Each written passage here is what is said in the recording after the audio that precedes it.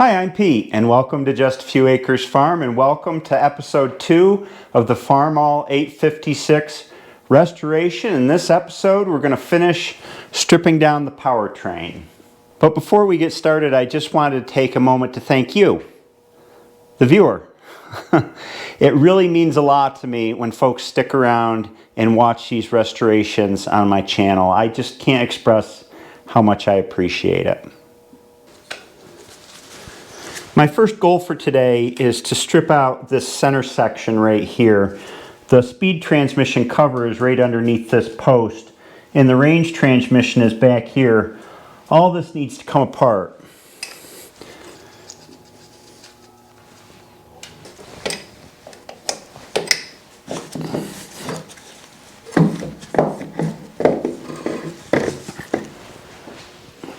Here's the flywheel ring gear. Wear doesn't look bad at all. And the starter drive gear, no problem there either. Tachometer cable.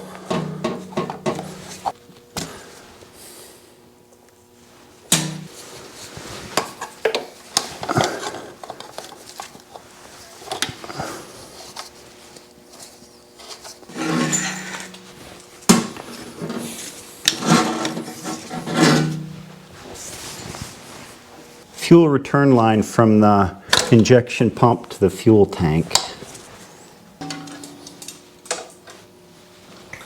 Kept that off. Throttle linkage.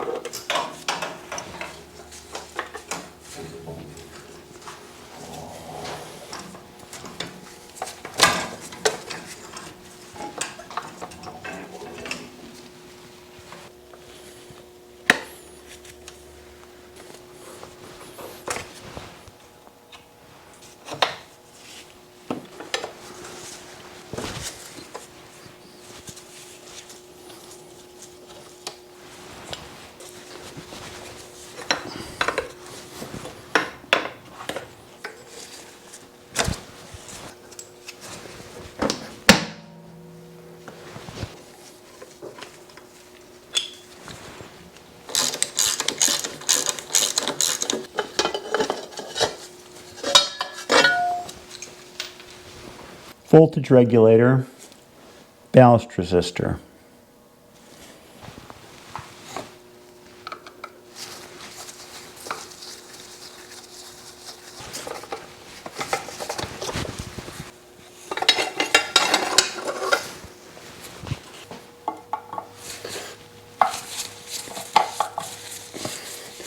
I love it when I can get my big screwdriver out. Yep. Makes my day.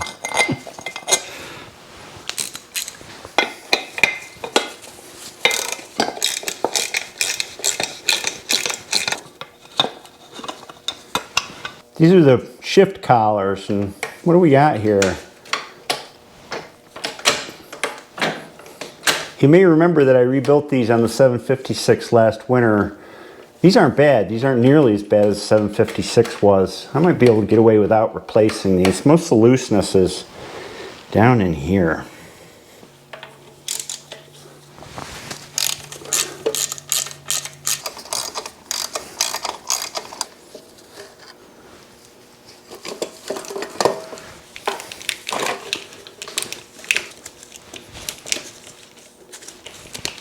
Well, that was easier.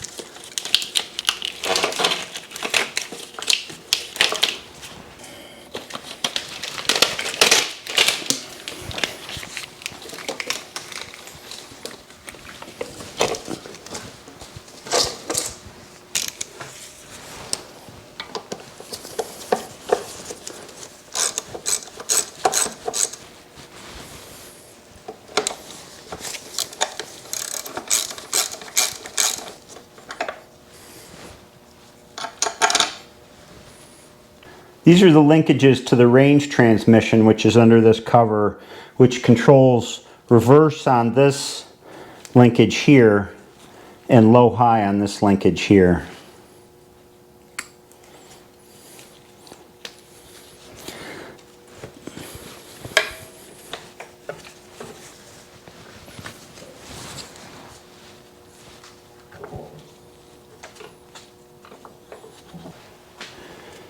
Here's the other end of the linkage rods.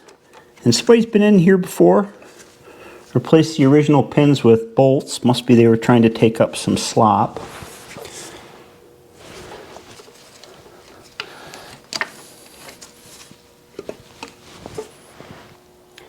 Yeah, they drilled these out oversized and put bolts in.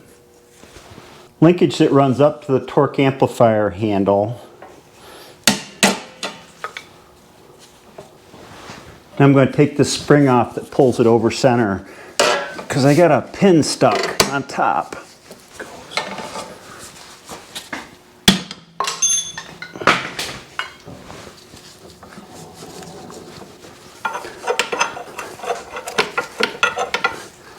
Oh, you're not going to come out, are you? Huh. That's okay. We have other ways of getting you off.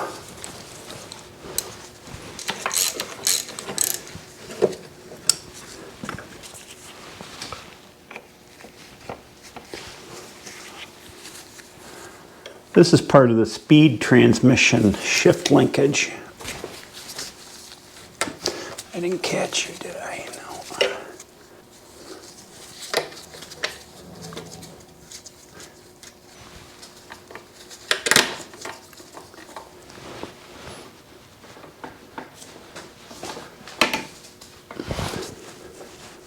That shaft is good and tight. This is the bottom of that same linkage where it goes into the speed transmission. Somebody's been here before and tried to tighten it up by drilling it out and putting a bolt in. It's got a lot of play in it though still. Worn out again.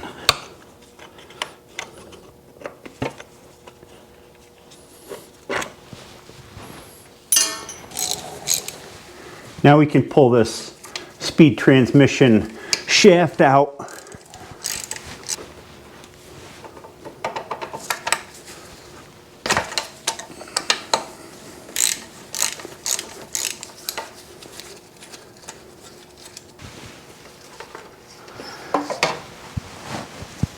This is a range transmission shaft. It's a shaft within a shaft. One tab controls low and high range and one tab controls reverse range.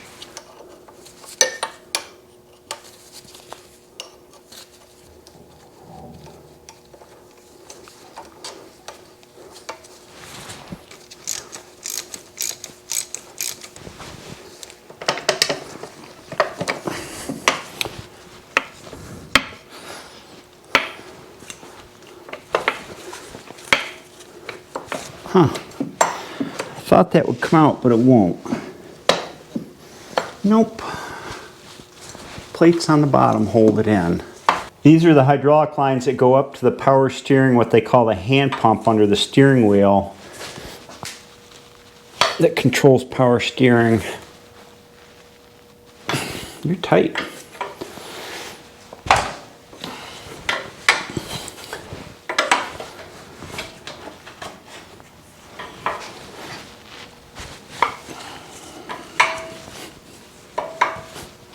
That one's been brazed. Not uncommon to see.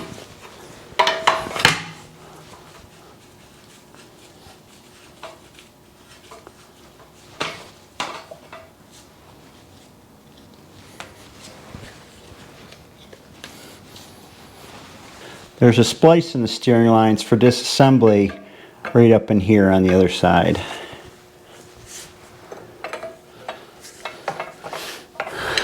Oh, you need to go that way. Yeah.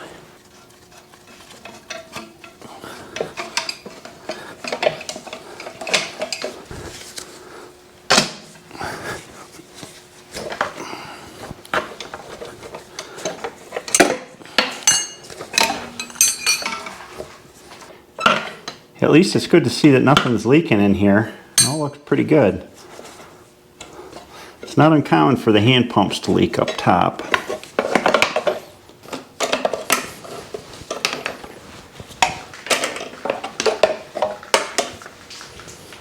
The throttle linkage here comes all the way down from the top, and they can be a real bugger to get the spring pins or the roll pins out of at the top. So I'm going to leave it intact, and then I can take it off later. And I'm sure that the friction disc needs to be replaced, and there's always play in the throttle that you need to take up. Things wear. This is a big job. It's like Grand Central with everything running through it. Hydraulics, wiring, steering, linkages for the shifting. Everything's in here, and I never seen anybody tear one apart completely, so I find it very interesting. I gotta remove this bracket so I can split this thing into upper and lower halves.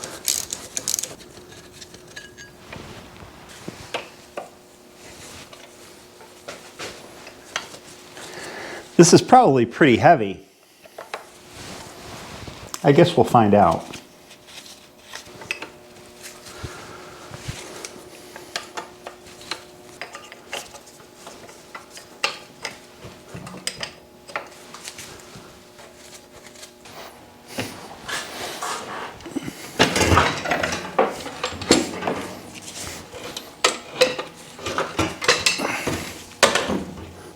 It's not that bad.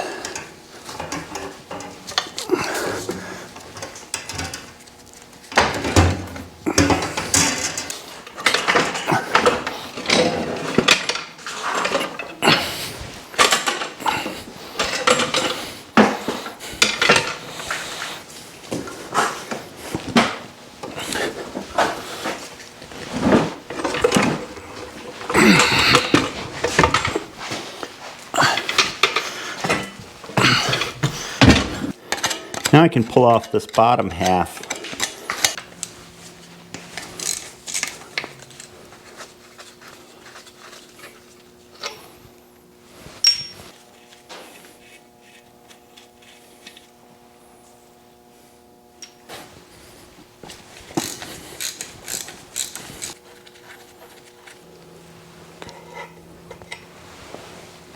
Two separate pieces.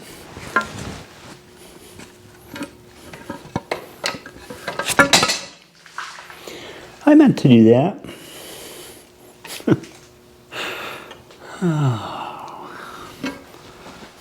This is the transmission cover, and these bolts that we're holding that steering support on go right through to hold the transmission cover down as well. I'm going to be opening this up later on after the tractor gets cleaned up. This goes down into the speed transmission here and controls the shifting forks down below. And then this one does nothing. This is the range transmission shifter, what it rotates on to go back to these two forks back here. So that's just a hole into the transmission. The seat is next. Why? Why not? There's just 4 bolts that holds this down. Well, how did that happen? How did that happen? What? That's the indicator.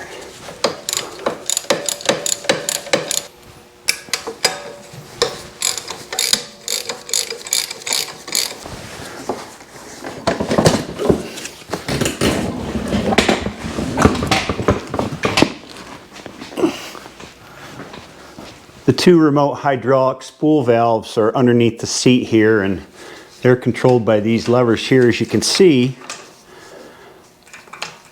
we got a lot of fixing to do to take the play out of those. These controls are the 3-point hitch, height of the arms, and how much draft you've got, how heavy a load it'll push down before it starts adjusting up and down on the hitch. And they go into here and down, and eventually connect to the 3-point arms, which sense the draft load on them.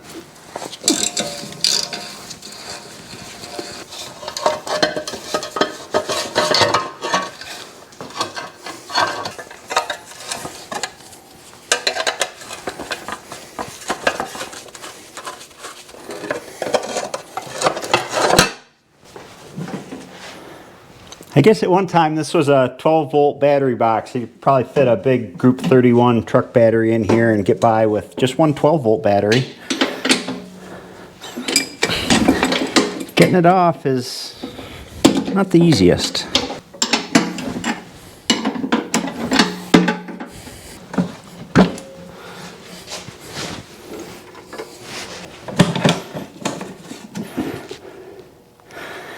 There's no treasure in there. What do we got going on here? Oh.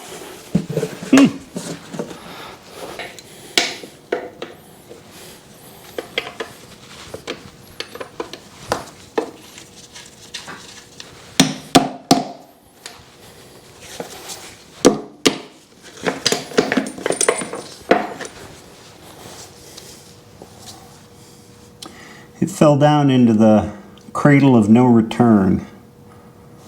I've lost many a washer down there on other tractors. It's day 2. A great day for working in the shop. It's nice and warm in the shop though. I think it's supposed to go down to 6 or 10 below zero tonight with the wind chills. I have no idea what that is in Celsius, but I'm sure you'll let me know. I'm going to strip down the front of the tractor today, get all this off, and then it should be ready to pull outside and pressure wash. These two hoses here run from the MCV up to the transmission cooler in front, and they got to come off. Oh my gosh.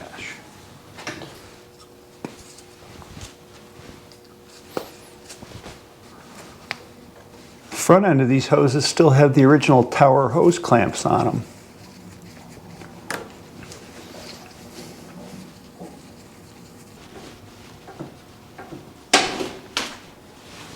This is the air cleaner, and this is a vacuum sensor here which goes to a gauge up on the dash to tell you when your air cleaner is clogged up. I debated whether to remove this or not. I'm going to have to close this intake hole up really well, but I think I can do a better job of cleaning with it off.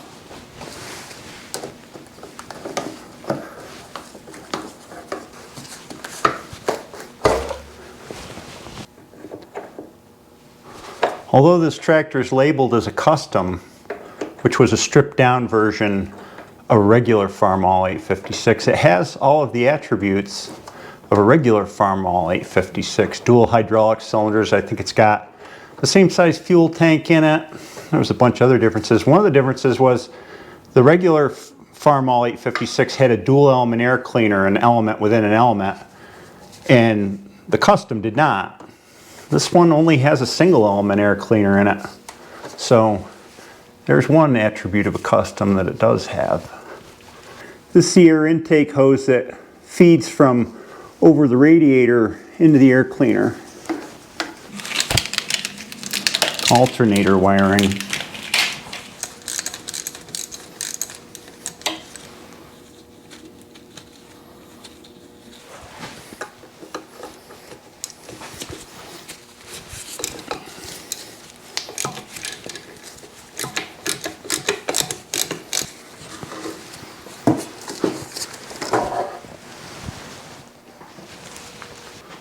Clean off this air intake with some lacquer thinner.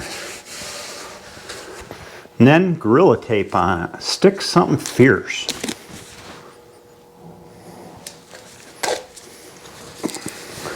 It does.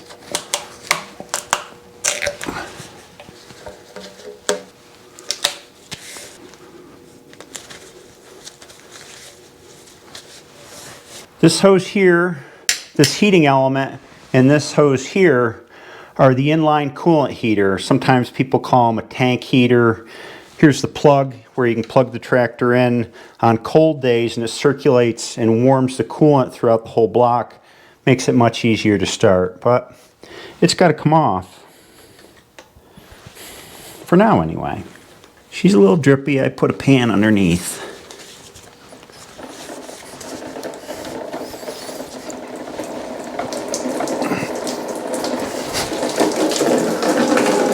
More than a little drippy. Get in the pan.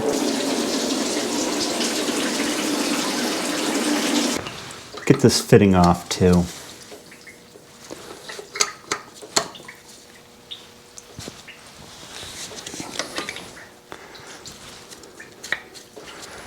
Oh, you're going to have to come off.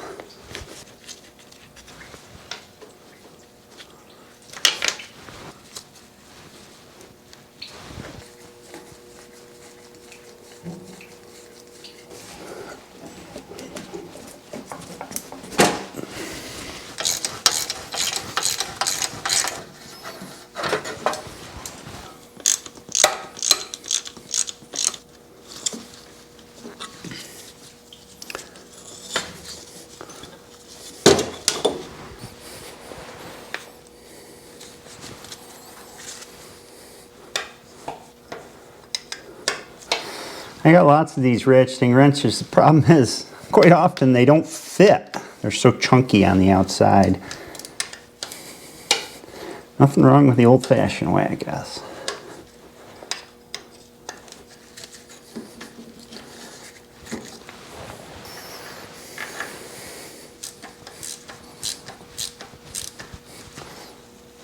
Take off this top outlet too and block it off.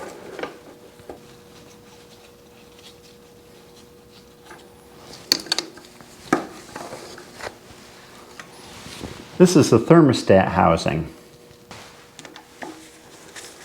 Radiator hoses.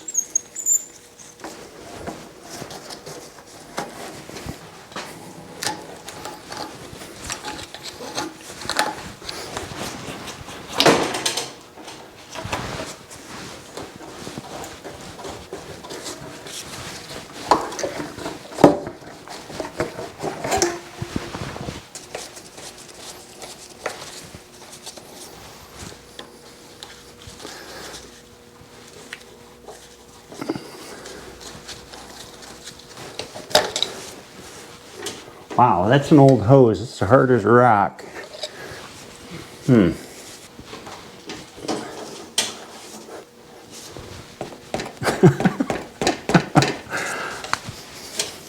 We'll try slitting it.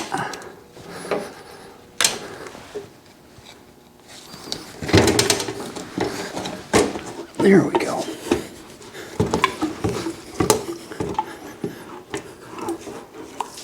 Well,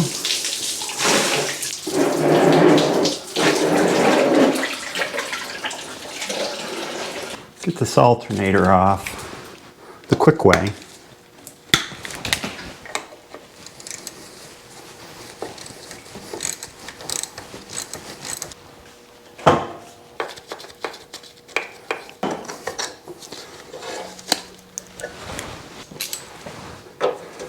I'm going to pull this radiator. First I need to get the fan shroud out of the way.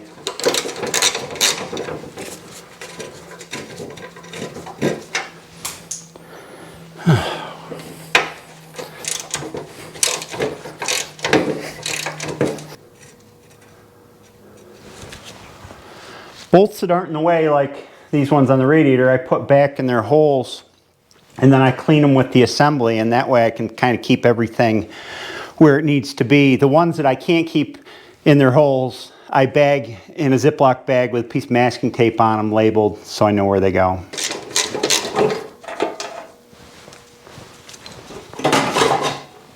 There should be just 4 bolts here holding the radiator in place.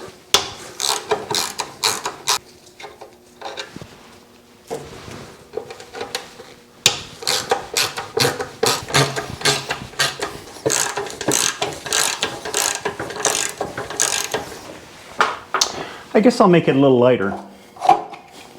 According to my calculations, this should just clear the ceiling.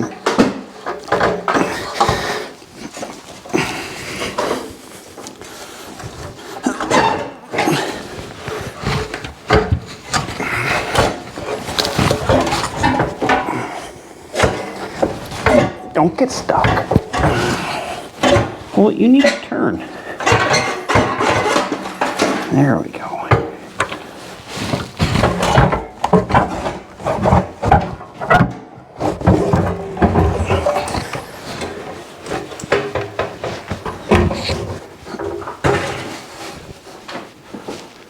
Here's the radiator at first glance. Doesn't look bad. Other side, I don't see any evidence of repair work. Well, actually, it's been resoldered probably right there on those tubes. But I took a peek down in here when I was checking out the tractor, and some of the tubes are almost entirely closed with scale down in there, so that needs to be remedied at least.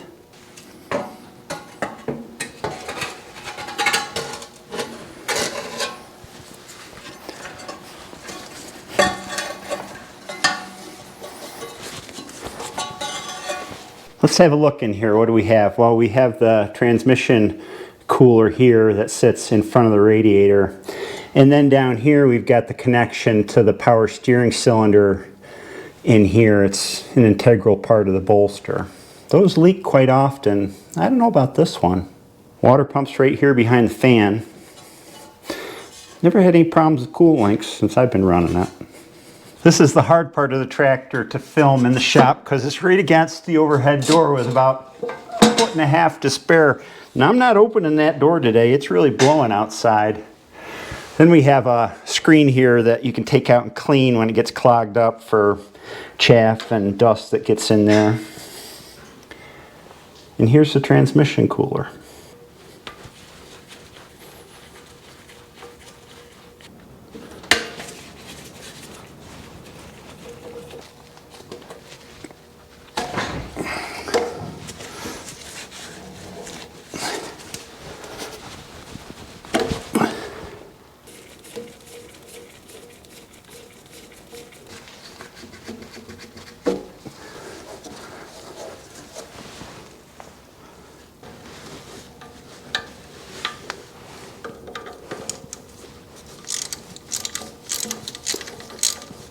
Buried in debris in here are two banjo fittings for the power steering.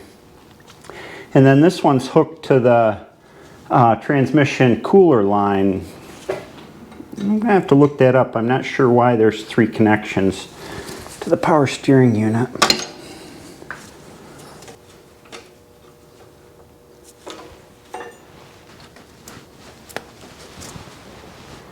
Here's where the lines pop out of the back of the radiator housing, grill. This is a big heavy piece. It's all cast.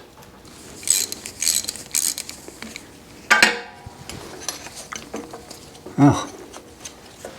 Now these will pull right out the front. There's one.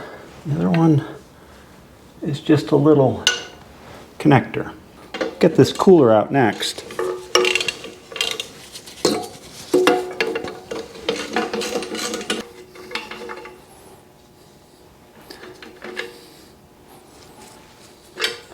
This swings open like this so that you can clean the radiator behind it if you're going through and want to do a thorough job. It's nice and clean. I don't see any leaks. I think that this is just leakage from the connections over here. This is kind of interesting. Must be at some time or another the bolts rusted and seized up that you undo to swing it out, so they heated it up, and it actually looks like they heated it a little too much there. The other one's the same way. Will these come? Well, I thought you were 7/16. You 3/8?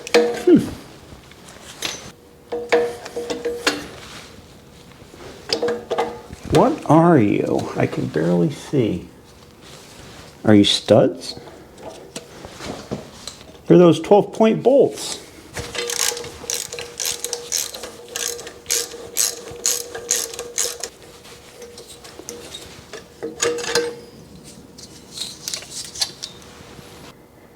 Here's what we're left with.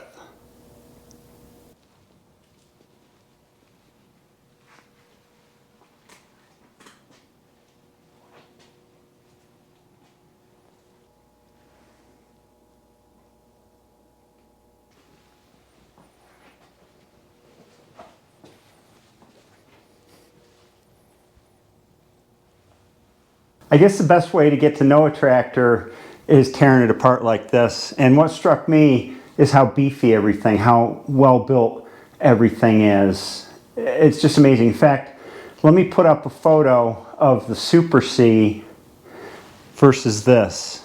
and you'll see the difference. And everything through all the castings into the rear end, the way the nose of the tractor is, that big casting, it's just amazing.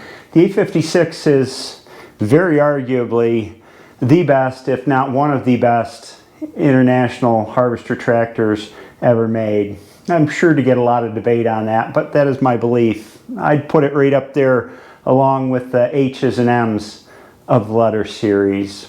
I'm at the point now where I've stripped everything down where it's time to clean it.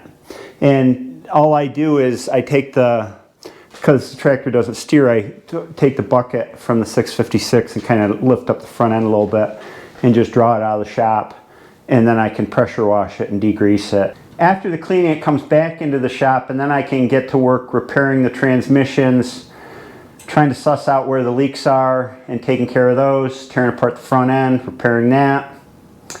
Lots of little stuff that needs to be dealt with on here, then cleaning and painting, and then on to sub-assemblies, taking a look and fixing as I need everything that goes back on the tractor separately.